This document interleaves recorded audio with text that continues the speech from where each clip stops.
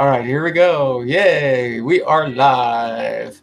So it's 2:01 UTC, and it's time again for Astronomy Daily Live. So welcome, everybody. Welcome, welcome. Come on in. Join in the circle of friends here. Grab your... There's Tom. We can see Tom now. Hey, Tom. Hey, Cosmic. Yeah, a little camera mishap here. Got it fixed, though. Cameras do that. So, yeah, grab your favorite consumable of choice. Sit back, relax. We're going to take a casual look around the universe tonight. Just look at some pics and well, see where it goes from there. So, I hope everybody's doing well. Spend a few minutes here just sort of babbling along. Let everybody come into the chat, into the panel, etc., etc. So hope everybody's doing well out there. This is the hydrogen hydroxide once again. A nice calming brew. So cheers. And also on the panel we have Bobby, who just popped in. Hey there, Bobby. Hey, just got done with always every Monday Italian Broadcasting Corporation with their MFSK 32, and wishing everyone a Merry Christmas. You bet, absolutely. I've got a few videos that I like to watch. I like to watch the MST 3K version of Santa Claus Conquers the Martians.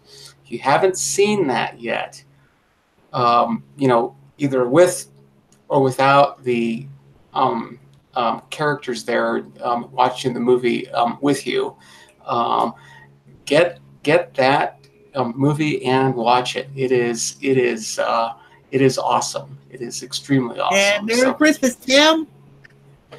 Yeah, is Tim in the chat? All right. I was just on ear radio earlier today as well, and he's still on. So if you want to try to tune in. Cool. He plays a lot of music and stuff, and nothing against him or anything, but I've got so much music here that I'm completely filled. And if I want to actually make my own, I can do that too. So yeah, yay. So yeah, cool. Glad everybody's here. As I said, grab your consumable of choice. Let's sit back, relax,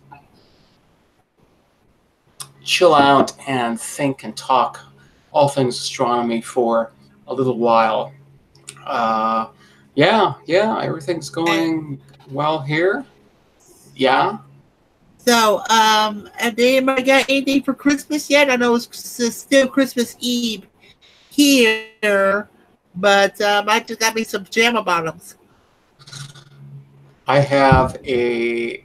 got about a 75-degree Fahrenheit day today. That's pretty good. Blue sky. And if you guys are hearing the booms and stuff,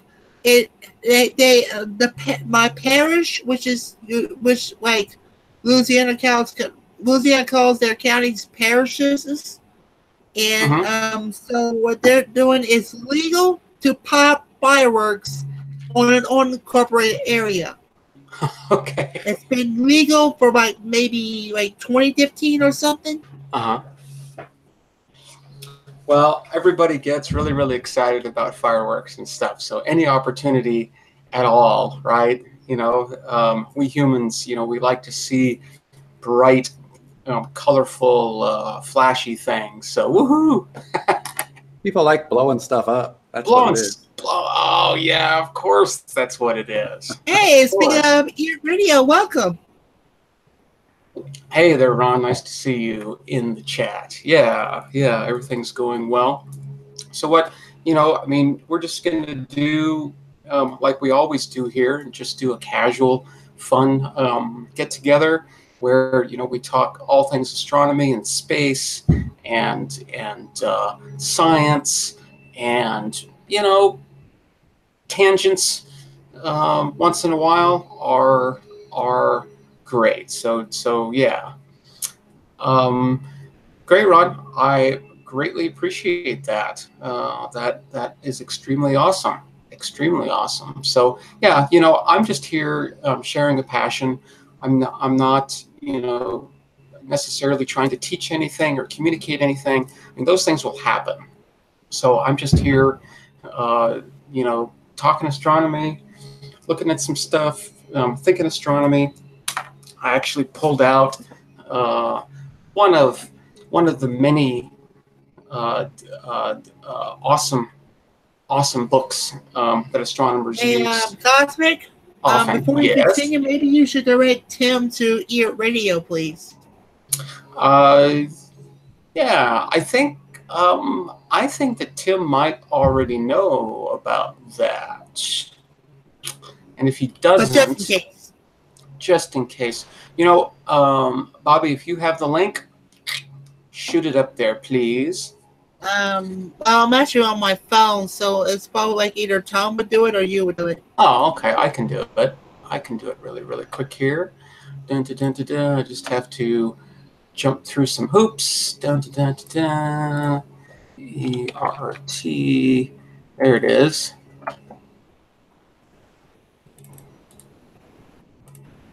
Okay, copied and pasted. Bam. So yeah, it's nice to have Ron here. So yeah, pulled out this bad boy the other day, because it turns out, and sort of in the back of my head, I was thinking that what I was doing was a little bit wrong, right? Thinking of the occultations of stars by like an asteroid, right? But I'm talking about an asteroid that is, 100, 200 times the distance between. I'm not sure if you have a Discord as well, but I also put the link to Cosmic's Discord server. Yeah, absolutely. Anyway, my thought is that when an asteroid passes, goes in front of a star, does an occultation, basically what that's doing, is the starlight is casting a shadow onto the surface of the Earth, and then that shadow moves across the surface of the planet, and if you're lucky enough to be in the path, you see an occultation, right? You see a star, and then you don't, and then you do, right? And typical occultations last several seconds, sometimes shorter, sometimes longer, but I was thinking in terms of, if you have like a round asteroid, right, then it's going to cast a round shadow, right? And that's true. It's true. However, if that asteroid, even if it's very, very large, is very, very, very far away, it's going to appear to be basically a point source. Right, it's going to be very, very, extremely small. I don't, and you could work out the math. I don't think that it would be smaller than what a star's diameter would look like. Right, stars really look like point sources, just points, because they're just so far away. Even though they might be extremely large, right? They still mostly look like points, right? Now, now, here, Radio, I can answer that question. Gilles is a very, very nice guy. He's from Montreal, Canada. He not only does his tech duties, but he also is a radio person. He's more into shortwave, but sometimes he can be on VHF, UHF, but mostly on shortwave. Yeah, and the crowd over there is absolutely fantastic. Yeah, just a great crowd. Great crowd. It was actually Gilles' show He hasn't been doing his tech shows regularly as it does, but his radio shows is more regular.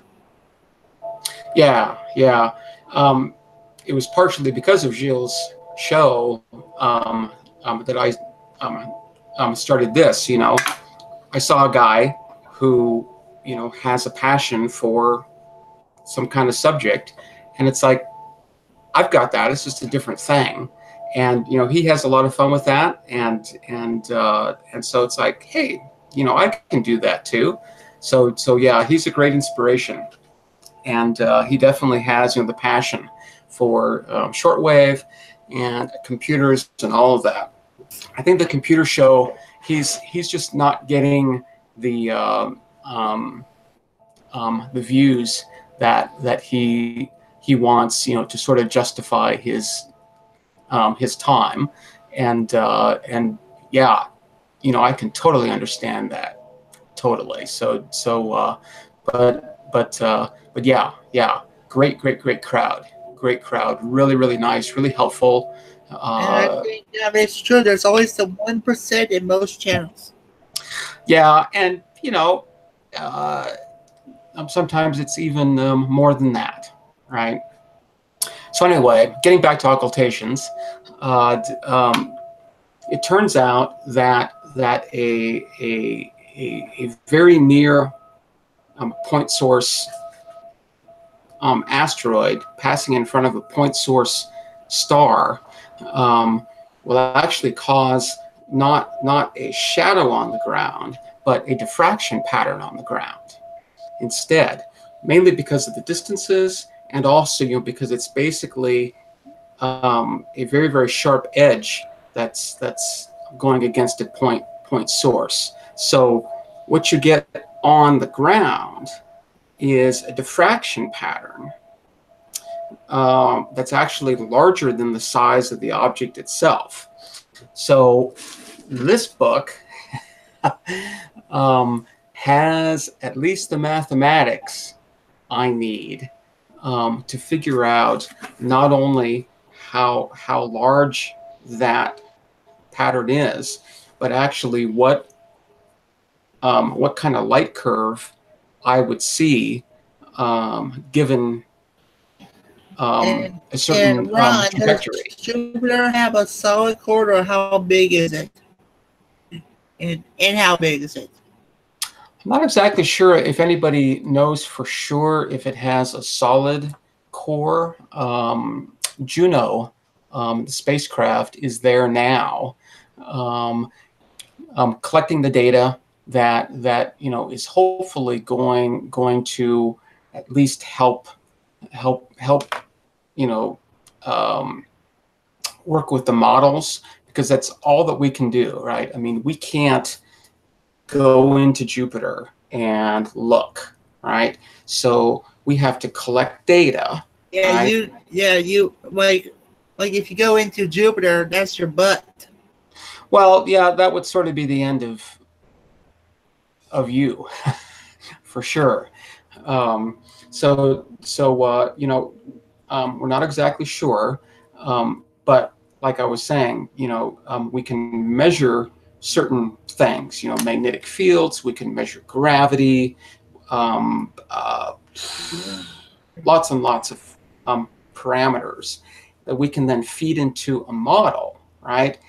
And if we build a model where Jupiter has a solid core, you know, maybe of a certain size, maybe of a certain, and another question for Ron: out of all the moon choices in our solar system, which one is ideal for life? All right. Well, one question at a time. Hold on.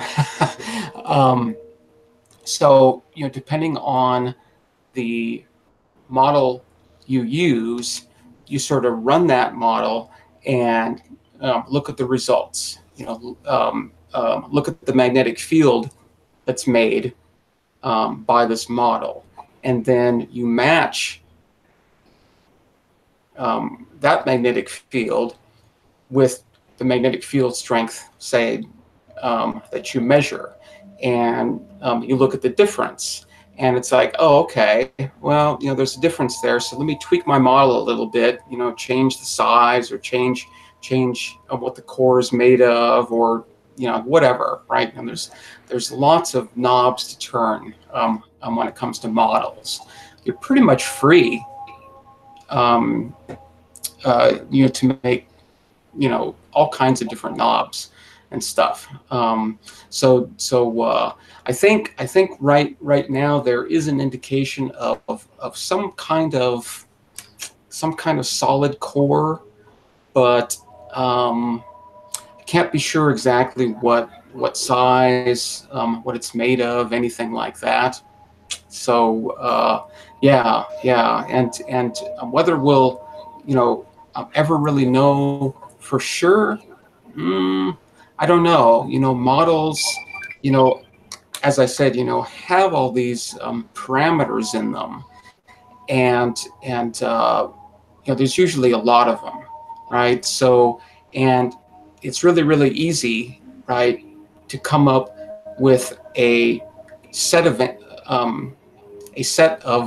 parameters that give you the same answer, right? It's like x plus y equals 10. Okay, well, x can be 1, 2, 3, 4, 5, 6, 7, 8, or 9, or 10, and y can be 0, 1, 2, 3, 4, 5, 6, 7, 8, 9, or 10, right?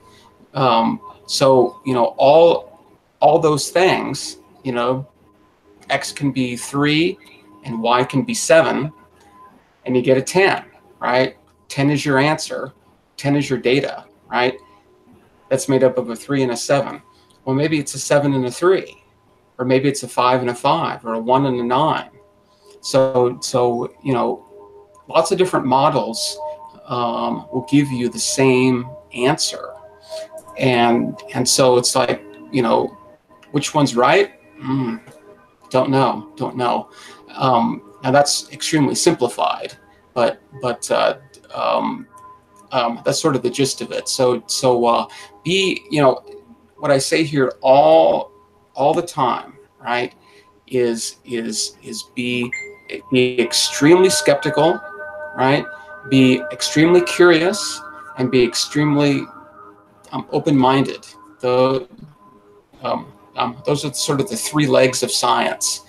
And so, models are really great, but they are models. They are simulations. They could be completely wrong.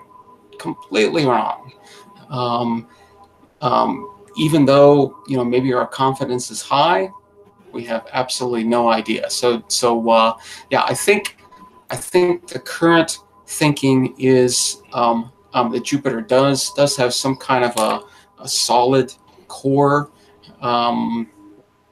Whether that's actually true or not, don't know.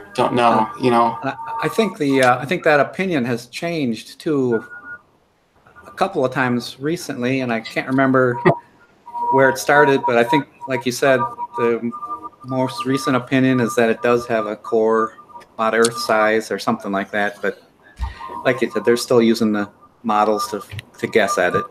Yeah, and that's one of the reasons why we send spacecraft there, like Juno, right? Juno is just awesome, right? Absolutely fantastic, right? Lots of instrumentation, so they're collecting the data now that is hopefully going to help them sort of tweak the parameters a little bit, to get a better idea. And it's all about confidence, right? you know, so you make a model, and it's like, you know, we're 20% confident that it's correct. Okay, but you know what you want, right, is like 99%, and even then, it could be totally wrong. You know, depending on what assumptions you start with, all kinds of stuff. So yeah, that's sort of a longish answer. Most answers, you know, to those kinds of things are really long and involved. There aren't simple answers. In fact, the simple answers can sometimes be, you know, sort of deceptive, or you know, not complete, or more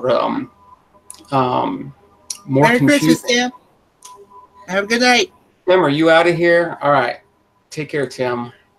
Nice to see you. Yeah. He's already in yesterday, or tomorrow. We're in yesterday.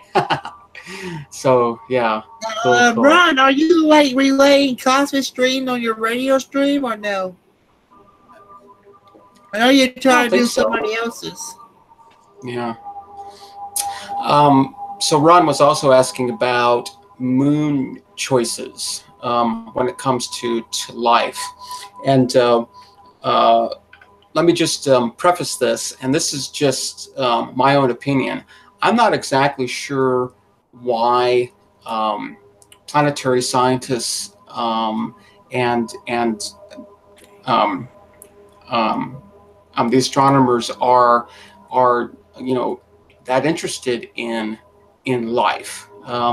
That's you know, more for like a biologist, right? And there is a sort of a newish thing, astrobiology.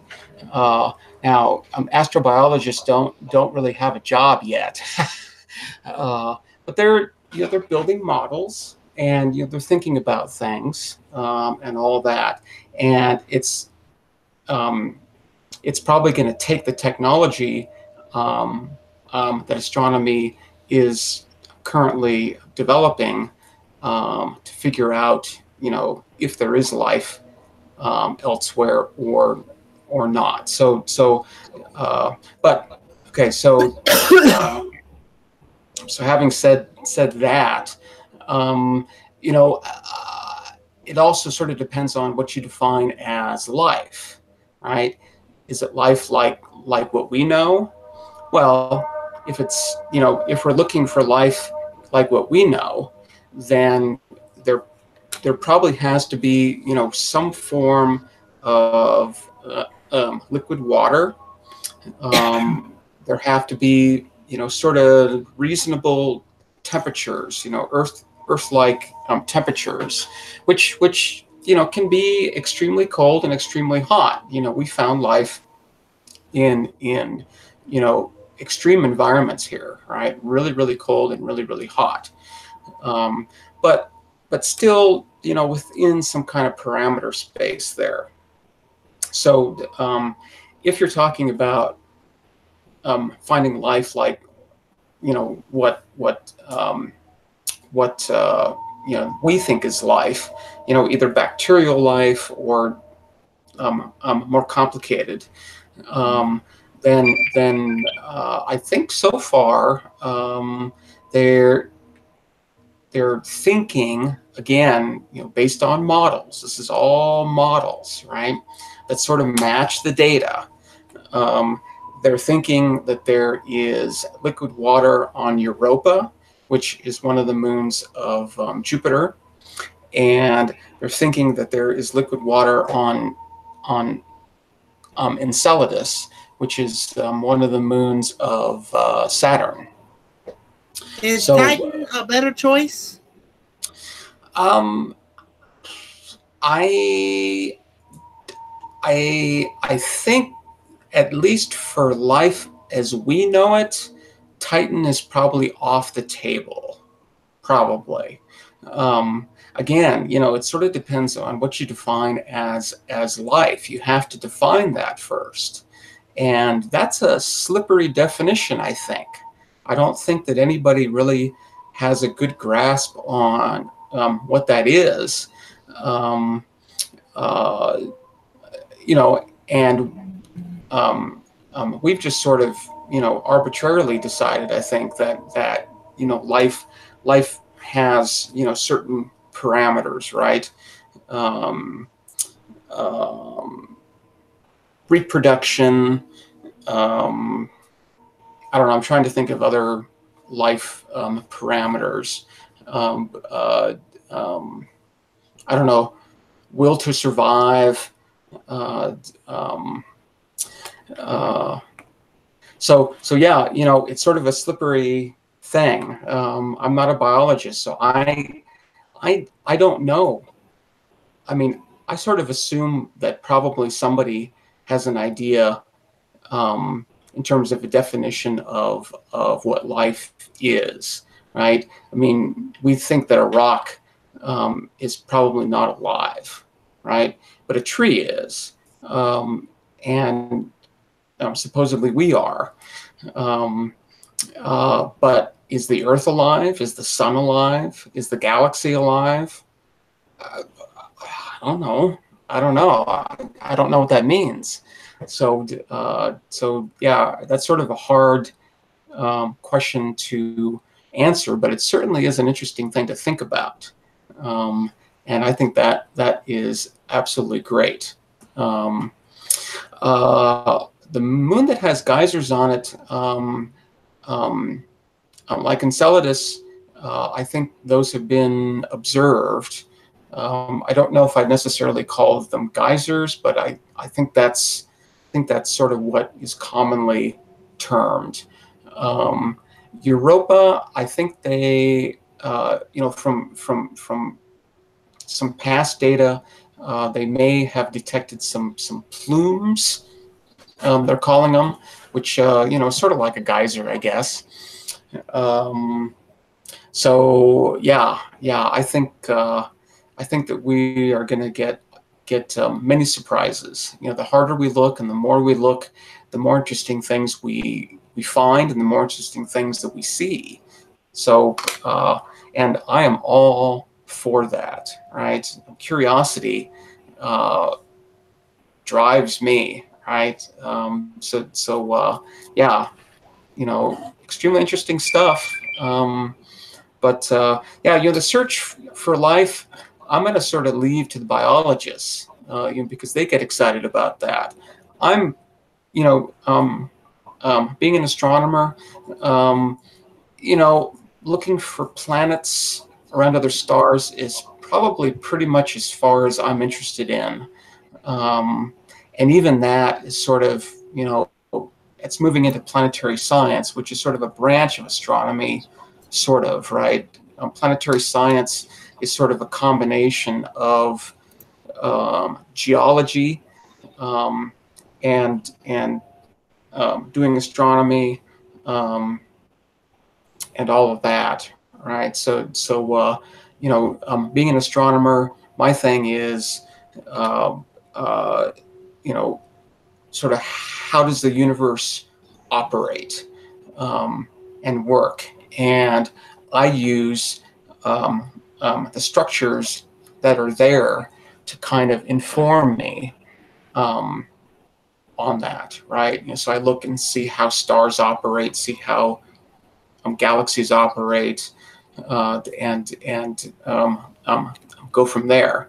And you know, by observing all these things, you get to find out about atoms and protons and electrons and photons and larger things, binary stars and clusters and galaxies and all that. So it's pretty awesome.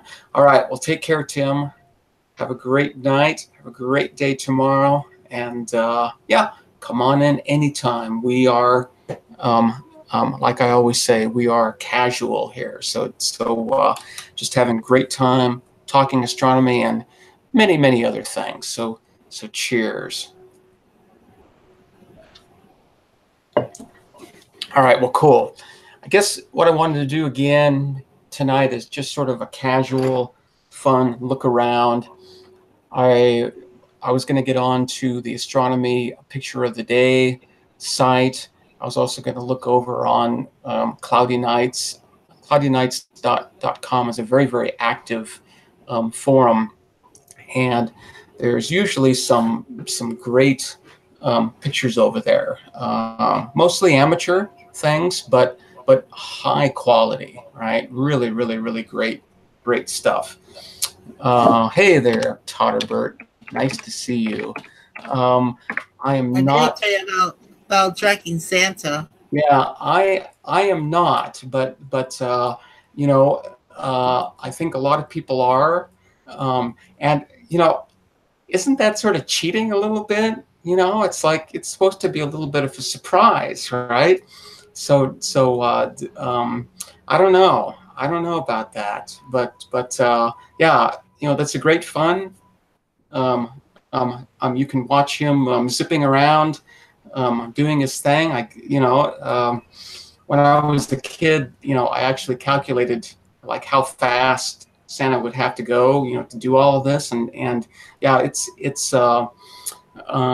some pretty high velocities involved. So you know, maybe something else is going on there. Your video's got something. Can you do a roundup of your favorite items of 2018? Maybe do a year review? I suppose I probably could. Off the top of my head, probably not, but yeah, I can think about that. You know, I'm usually more in favor of looking forward than looking back. I think there are going to be a lot of places to go to sort of look back. In fact, I just saw, I think it was a tweet, the Hubble Space Telescope. They just came out with their best images of 2018. So yeah, I'll think about that a little bit. You know, all of this is just amazing and great. And to categorize things in terms of favorites or best or anything, that's really hard. It's really hard because I think now, and I always have thought that you know, this universe is absolutely just astonishing, right? Just absolutely fantastic. So yeah, do a top 12 of items that stand out in 2018. I'll think about it. Yeah, no promises there, because like I said, I like to look forward. Speaking of looking forward, before we get into any pictures, I do want to alert you to a lunar eclipse that is coming up on January 21st. All right, so actually, if you don't know about this site yet, I'm going to pull it up, and I'm really glad I remembered this, because I wanted to, you know, one of the really interesting tools or results of scientific work is that you sort of get to predict the future, right? And that can be very powerful, right? Knowing exactly what's going to happen. Hey, Lunar Eclipse is going to do it on Ron's birthday. What's that, Bobby? The Lunar Eclipse is going to occur at Ron's birthday. Oh, cool. Yeah. So this is one of the things that we can do. We can predict when a lunar eclipse is going to occur. And I'm gonna get my my browser set up here so I can show you what I'm talking about, because NASA has a great site. Assuming that the NASA website is up. It probably is, yeah, okay. All right, so I'm going to post this in the chat so you all can take a look at it too. But then we'll go over here and take a look, because sometimes these things take a little bit of explanation. So, okay, well, I've posted it there. So now I'm going to share my screen. Share the screen. Hide that. Go to infinity. Woohoo! Infinity and beyond.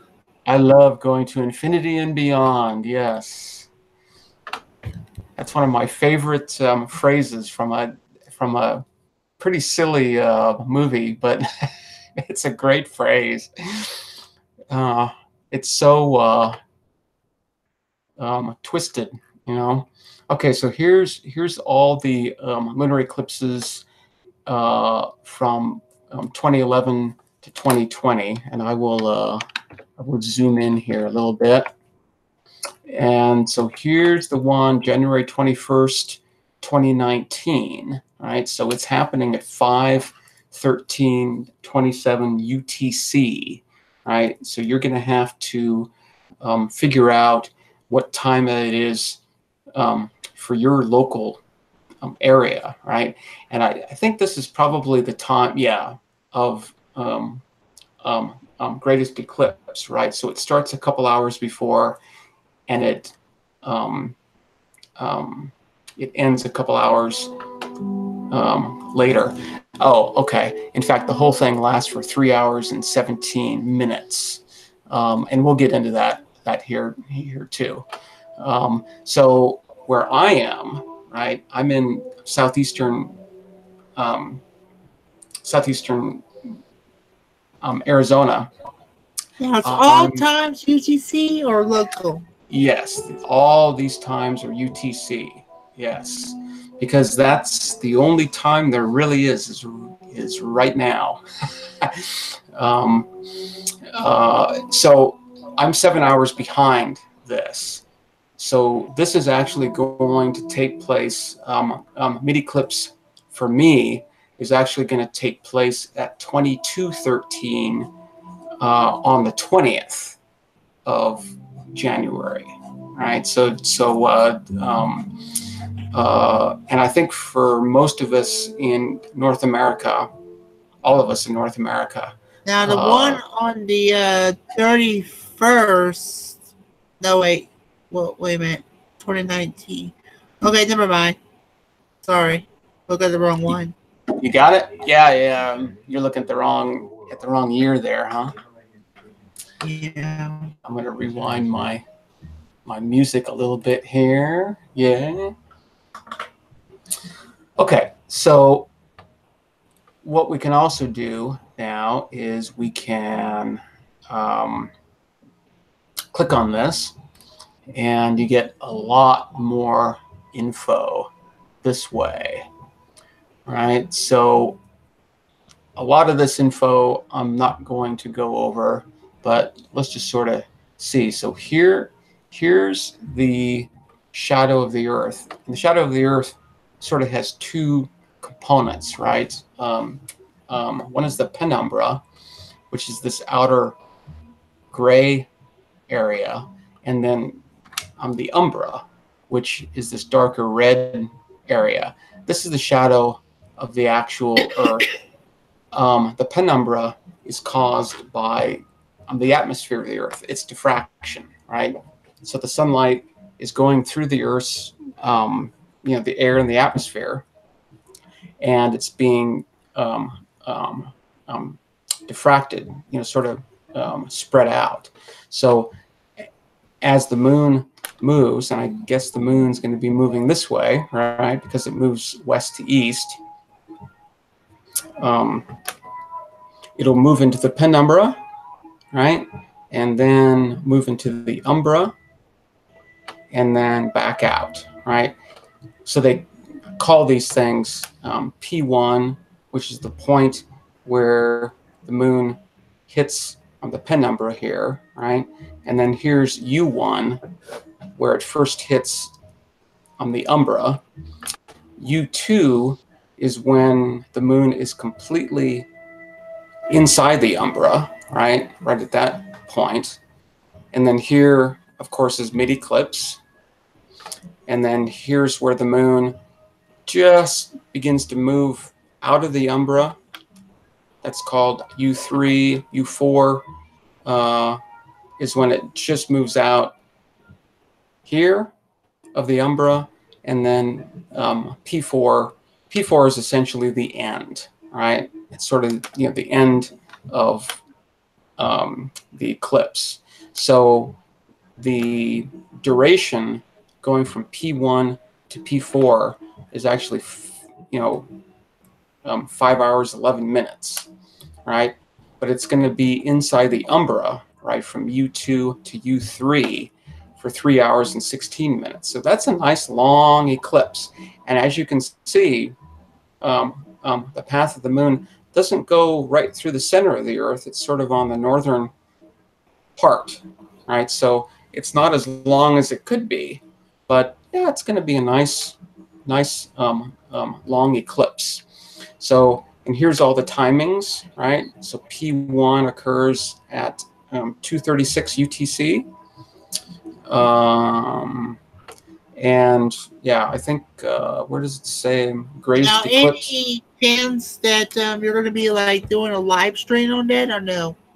I don't know. You know, I think a lot of people are going to be doing that too. I'm very, very, very much in favor of going outside with your own eyeballs and just looking, right? No equipment, no nothing at all. Just sit back and relish the show. The colors here are absolutely fantastic. The moon turns, this fantastic sunset red. This is sort of an orangey red. I think they're trying to simulate that here, but there is nothing like seeing the real deal. So my thing is that if you're in a position to do so, go outside and take a look, right? Maybe with some binoculars, maybe, but yeah, enjoy the photons, smashing into your eyes. That's the greatest thing in the world. They even have a visibility chart here, right? So you folks in Asia are not going to see it at all, period, right? But if you're over here in the Western part of the world, you are definitely going to see mostly the whole thing, right? You're going to see the entire thing. So very, very cool. Good for us. You folks in Europe, we'll sort of see a little bit of it. You folks in Asia, like Australia and stuff, not going to see it at all. So yeah, this is a very, very great tool, and Everybody will be sitting in 2 feet or so if at any time they do get snow. Yeah.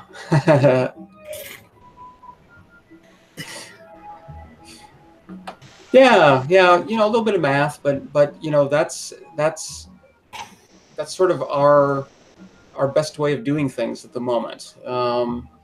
Is it the ideal way? Yeah, probably not, because it's sort of complicated. So yeah, so if you're in Minnesota and it's clear, you're going to have a good view up there for sure. So yeah, so that's coming up on January, well, UT time, it's going to be the 21st. But for at least most of us over here, right, like North America, it's definitely going to be the evening of the 20th or so. I guess East Coast of North America. Now, Ron, if you want current conditions, you can type this command in the nightbot, that the one I just did. Yeah, Nightbot has been programmed to respond to certain commands. I'm gonna, since Bobby did his, I'm gonna do mine. You can just type in your zip code. So my weather, and then my zip code here is 85606. Let's see what it is. Yeah, so it's cooling down out there. Like I said, today was definitely in the mid 70s. It was actually a little bit warm. so yeah. Nightbot is interesting, but temperamental, and so far kind of cute, but not too useful. Seems, maybe useful when it comes to spam and trolling and all that kind of stuff, but I don't have a lot of that yet. So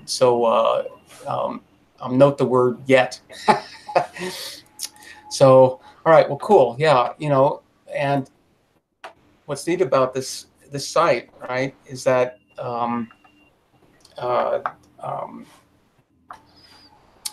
you can actually go to like the next decade, right, and look and see what's coming up 2021 to 2030.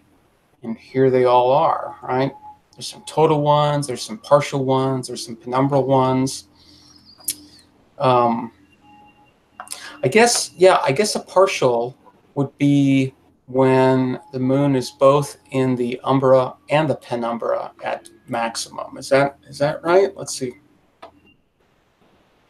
Yeah, okay, well, wow. So that's really, really close to a total, right? But there's a little chunk there. So yeah, they have to call that a partial, I guess. Let's see. So yeah, these lunar eclipses, they happen a couple times a year, and solar eclipses also, and that's just because it's kind of like a bit great that they provide the information all the way up to 2050. How they could easily can predict lunar eclipses from that span of time? Models, Bobby, models. It's all models, right? We have a pretty good idea about what the orbit of the moon is. In fact, a really good idea, right? And as long as that doesn't change, which is unlikely, I guess, we just have to plug in the numbers and run it, right? Just like a simulation. And so, yeah, we can predict things for thousands of years ahead if we want. Now, how can you find deception in those models? How can you find what?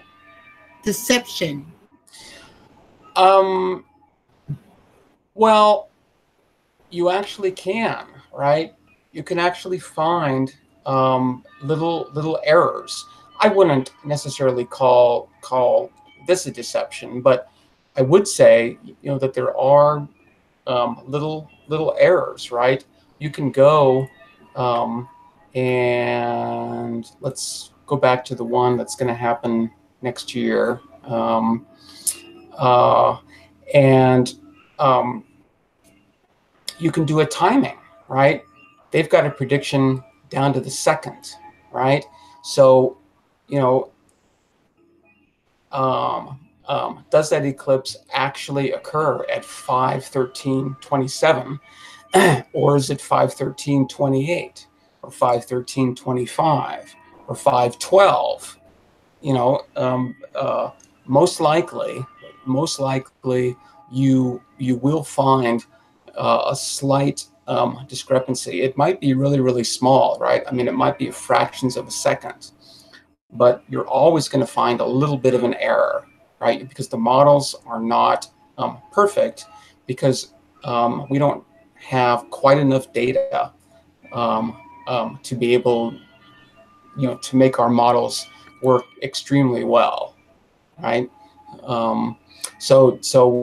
Yeah, I mean, I wouldn't necessarily call this deceptive, but it's probably not exact, right? Now, are there any technologies today that can actually improve modeling and prediction?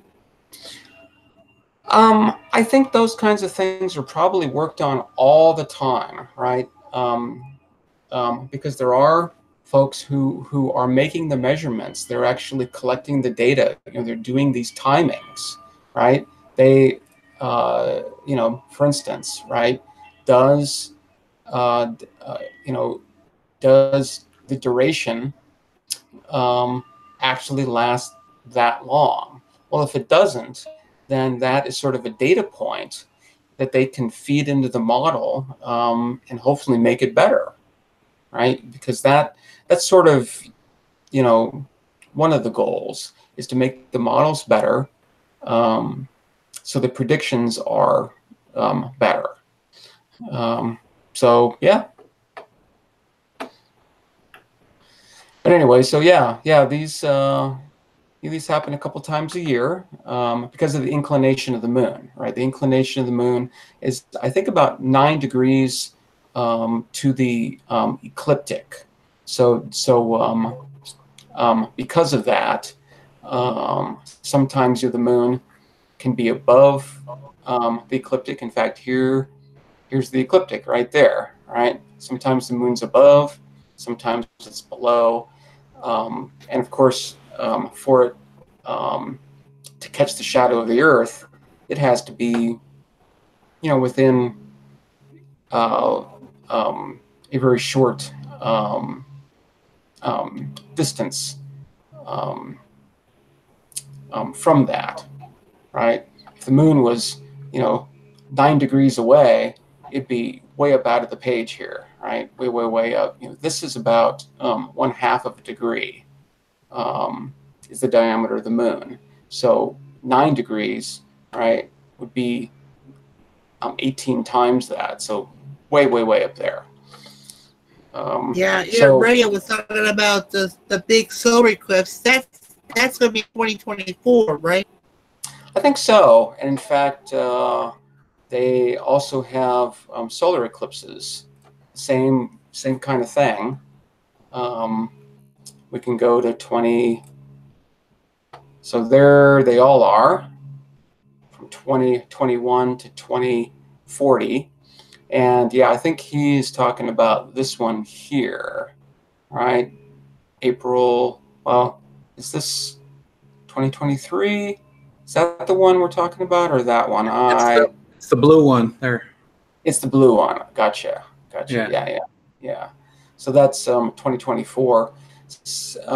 I guess the red one is probably a partial or an annular.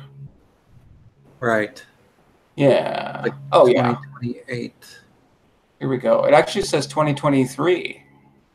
Okay, I'm reading the lines wrong. Yeah.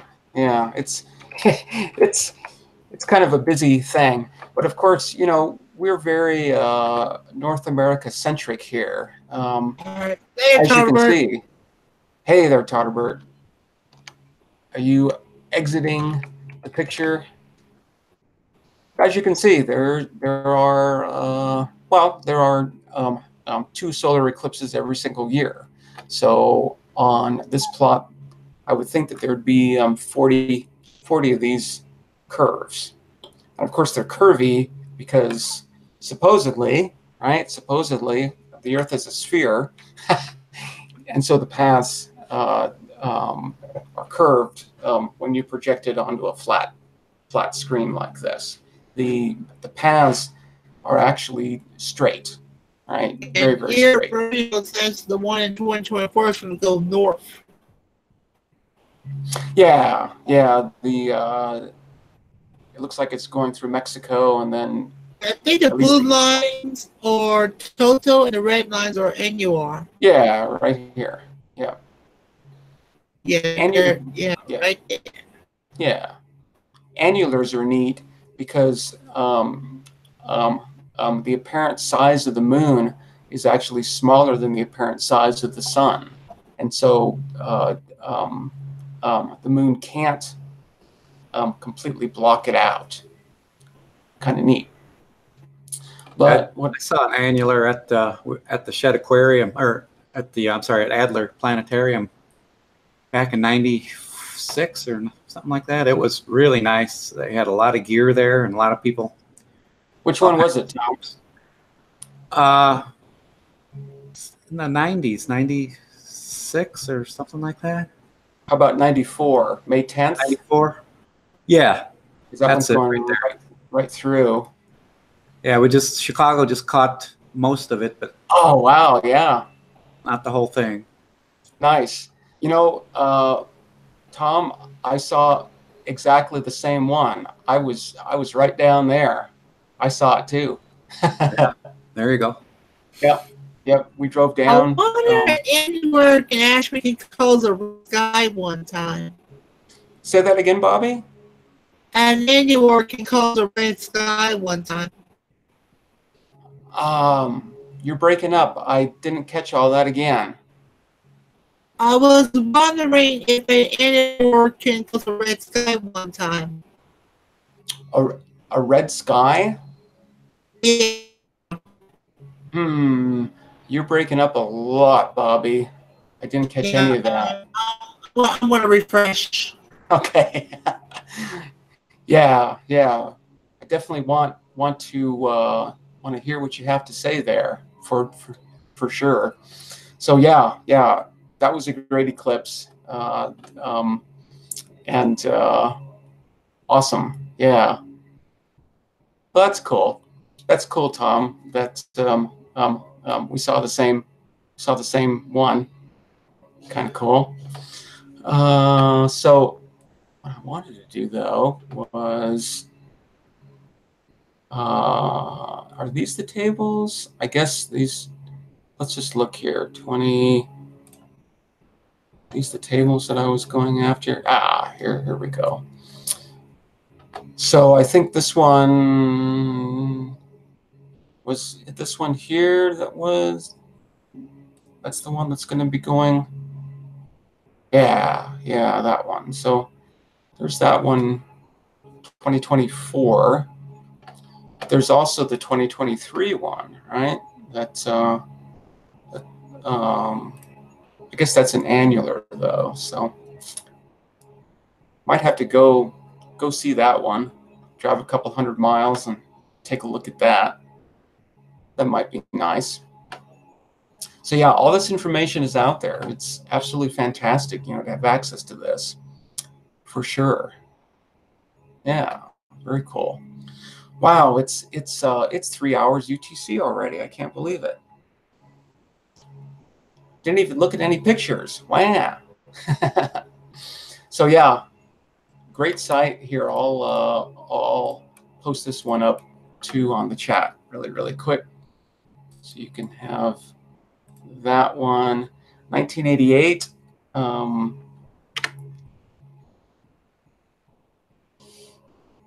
Yeah. So all the animals came out. Yeah. It can be a confusing time. The annular eclipse was enough that it got substantially dark and sort of got that spooky feeling, right? I mean, temperature of the air cooled off substantially. Yeah, it was sort of that weird spooky time solar eclipse viewers chase. And in fact, there are tours, right? 2 times a year, about 2 times a year, where you can go, to where the eclipse is taking place. And that's actually a really great way to do like a vacation, right? You do a vacation, you see a total eclipse, right? It could be on a boat, anywhere, right? Could be, pretty much, lots of places on the Earth. It's a great, I'm not much of a traveler, right? I like to just stay right here, right? I don't want to go anywhere. But a total solar eclipse, that could drag me away. So if I were to travel at all, I would want to time it around a solar eclipse, because yeah, that would be extremely cool. And I mean, I've sort of seen, the one in '94 was almost a total eclipse, almost.